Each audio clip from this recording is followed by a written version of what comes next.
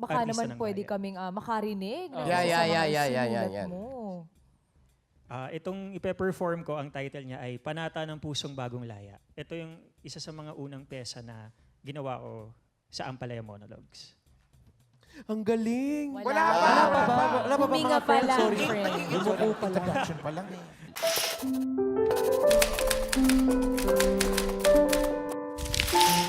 Si Mark. Si Si Mark. Mark. Mark. Hello Mark, pakilala please sa Tabarcads. Ako po si Mark Gozon mula sa Las Piñas at naniniwala na anumang klaseng pait ang matikman mo sa pag-ibig, hindi ka dapat sumuko na magmahal muli. Uhugot na naman. Ako naman ang mga hugutan ng aga. True.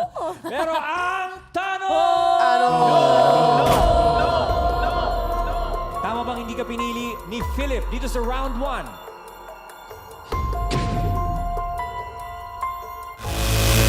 Uy! Buti na lang. Yun! Minus 15. Minus 15,000. Oo. Safe na safe sa 15,000.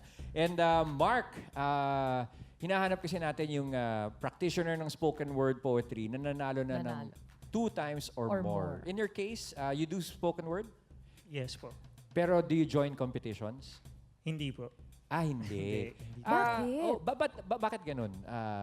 Is it your choice bilang a poet na... Kasi kadalasan kapag may mga spoken word competition, may isa akong gusto sanang salihan dati pero kinuha kong judge. So parang mas nauuna sila na kunin akong judge o kaya minsan ako naman po yung nagpapa-competition. Ako yung nagpapa-contest.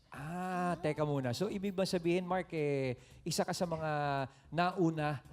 Kasi di ba yung mga nakukuhang judge or yung sino man nang nag-organize ng competition, sila yung mga yung mga senyores sa spoken word eh. Tama ba? Pioneer. How long have you been doing it? Nagsisenyores, no? Nagsimula po ako 2015 nung nagsimula din po yung show na krineate ko, yung Ampalaya Monologue. Ampalaya Monologues. Monologues. Saan namin mapapanood ang Ampalaya Monologues? Nung una po ang Ampalaya Monologues, napapanood siya sa mga theater, sa Peta Theater, minsan sa CCP, saka sa mga bars. Ngayon, nasa digital na kami dahil nga sa pandemic. So, nasa iba't ibang platform kami tulad ng YouTube, Facebook, saka Kumu. Kamusta reception sa online? Di ba pag medyo strong yung nilalabas mong content, strong din yung reactions, Mark eh. Oo Lalo na ngayon, ang daming pwedeng manood, di ba? Based on experience, madugo.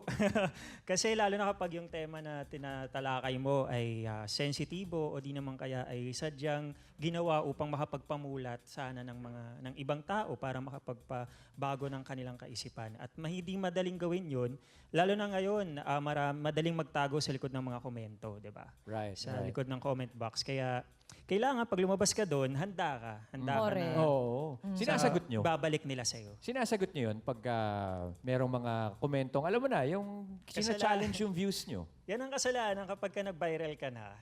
Medyo at binuksan mo na yung comment section, i-ready mo na yung sarili mo. I'm sure aware kayo sa ganon, di ba? Na hindi lahat ng tao magugustuhan yung sinusulat mo, yung piniperform mo. Pero parte yon ng pagiging isang artista.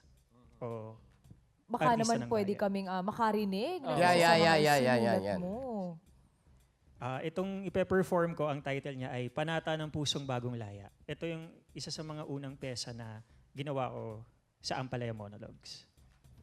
Ang galing. Wala Wala pa ba Huminga mga pa friends? lang, Sorry. friend. Yumuko pa lang. Introduction pa lang eh.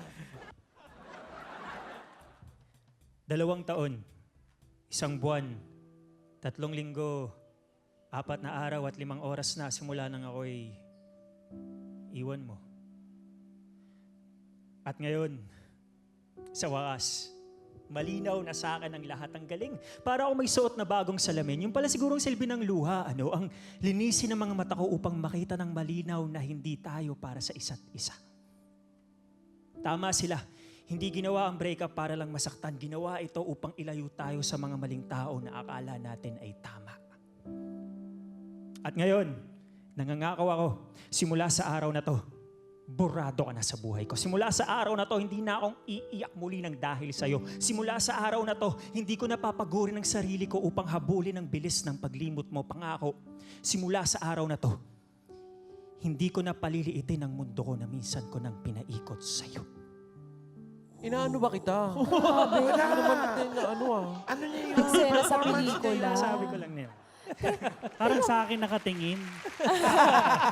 Oh, sorry na. Mark, nagawa mo na bang makipag-break ng ganyan?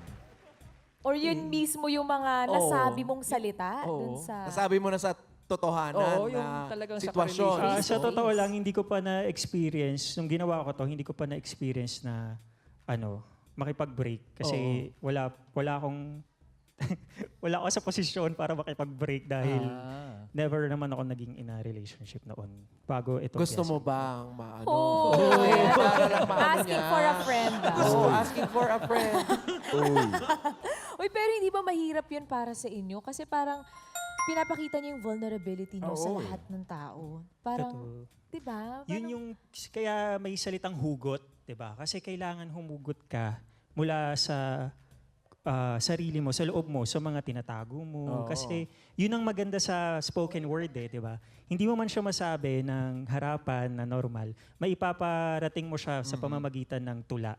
Right. At minsan, kapag may ibang tao na nakapanood sa'yo, hindi, isi-share na lang nila doon sa gusto nilang pagsabihan. Kumbaga, ikaw na yung naging tulay para magsabi ng gusto nilang sabihin sa kanila. Pero paano yun, Mark? Pagkatapos na yung emosyon, years na yung nakalipas, hindi na yun yung emosyon na nararamdaman mo.